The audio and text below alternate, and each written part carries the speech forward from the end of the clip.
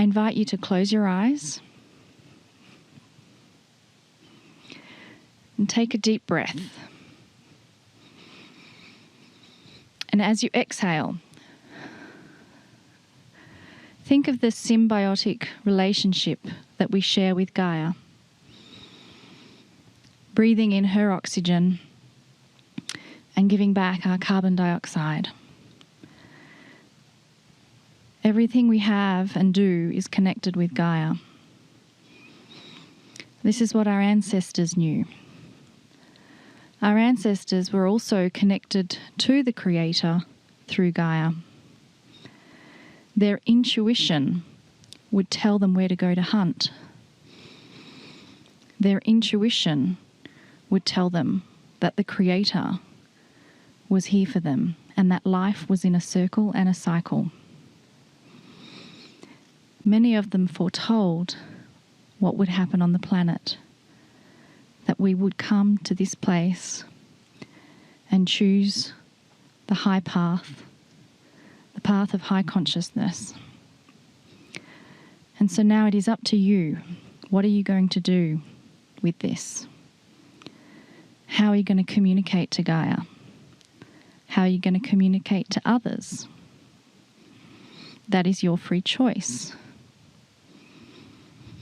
And in all of what you choose to do, your decision is supported, and you have a whole legion, an entourage of spirit, angels, benevolent energies, and Cryon right by your side, walking every step you take.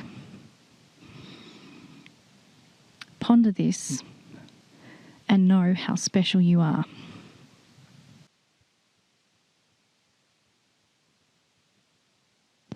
Greetings, dear ones. I am Cryon of Magnetic Service.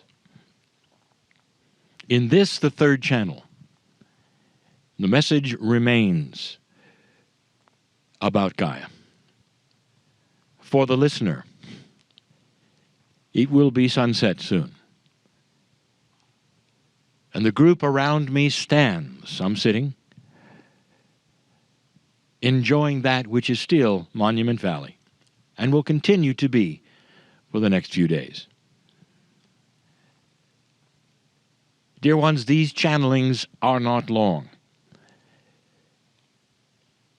because I want to make them a period, a point at the end of the day, almost a benediction that you would remember, and let the main teaching be during the day. In order to do this correctly, I need you to visualize with me something. Humans are great with stories. They love stories. The greatest storytellers of all time were always the elders, for they had the greatest wisdom and information. The story I wish to give you this day is simple, rather short, and it's about a character that we often use in a parable. And the character's name is Woe. Now, every time we use this character, I tell you that Woe is genderless. Woe is a woe-man. He is both. As it should be, because this particular message is for all humanity. But in a story, we make him a man for this time. Woe was a spiritual man, an ordinary man, a man who lived in the city like so many of you, had a good job. And all through his life, Woe was constantly trying to make the vibration higher between himself and God. Woe was a good man. And all of the efforts he had didn't seem to accomplish what his friends were doing. And so he would get advice. He would ask, what can I do to have some of the experiences you have? For I know you've had visions. And they said, oh, yes.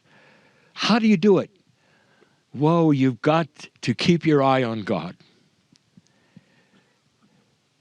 You've got to meditate and pray in a way that you are always available for the visions to happen, to be there, to be filled with the light that comes from the sky.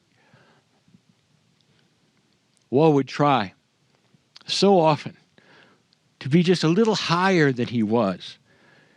He would envision shafts of light coming from the clouds, and beyond that, the Creator of all, perhaps even the Holy One. He heard some of the visions that his friends had had. Literally, in a meditation, an out-of-body experience where they were taken up by angels, where they were looking down upon all things, where they actually had seen the face of the Holy One. He was so envious, and then realized that was inappropriate. Woe wanted this so much. Woe didn't really believe he deserved it, but he knew his friends had it. So he got advice from his church, and his church loved him and gave him good advice. Woe, you have to fill yourself with the compassion of the Holy One. Woe, you have to kneel a little longer, perhaps. Take a little more seriousness, and you'll get there, woe. It was loving advice. It was good advice to help woe get beyond himself and get into a higher vibration. And he tried. He tried many things. He got advice from many friends. It still didn't work. Woe didn't think that it was a problem. Not really. He knew he was loved by God.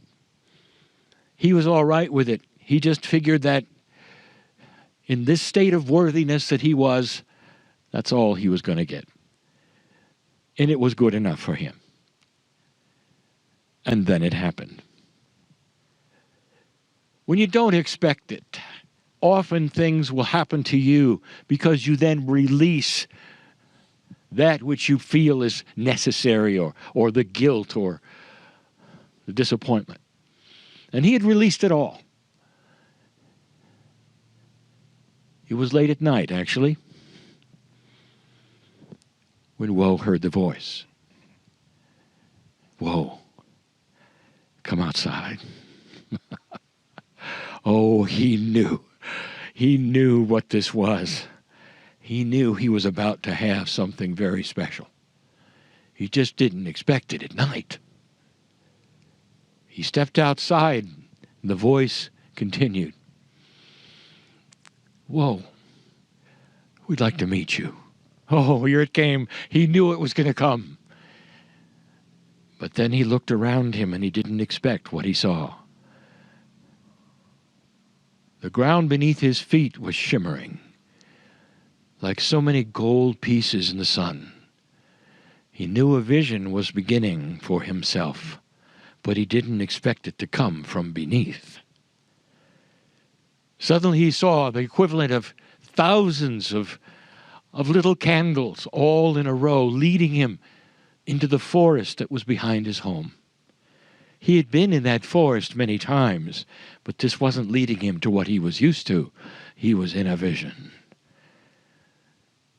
He saw the little people around him flitting around, and he said, "Who are you? What is taking place?" And they said, "We are the devas of the forest. We are the ones to help you through the vision. Come, Woe, walk the path of light." And he did. And the path took him so gently into a very thick forest, not the one he was used to, majestic beyond belief, but it was lighted. All around him were dancing lights and seemingly more devas, perhaps even fairies, and that which would fly, lights everywhere. There was music or something like it. There was celebration. He could hear it. He could feel it. He was in his vision. He was beautiful. He loved what was happening to him. It just was so different than what he thought. He was led to a circle, and the circle was well illuminated, filled with light. And then he realized that the trees of the forest were starting to gather around him. Then he felt the branches start to then dip down and touch him very softly with their leaves. And when they did, he felt the electricity go through him. Oh, what a vision this was. He felt enabled every single time that a branch touched him, and then he heard a collective voice from all the trees.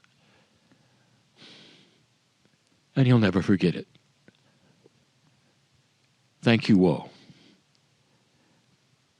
for letting us touch you, O Holy One.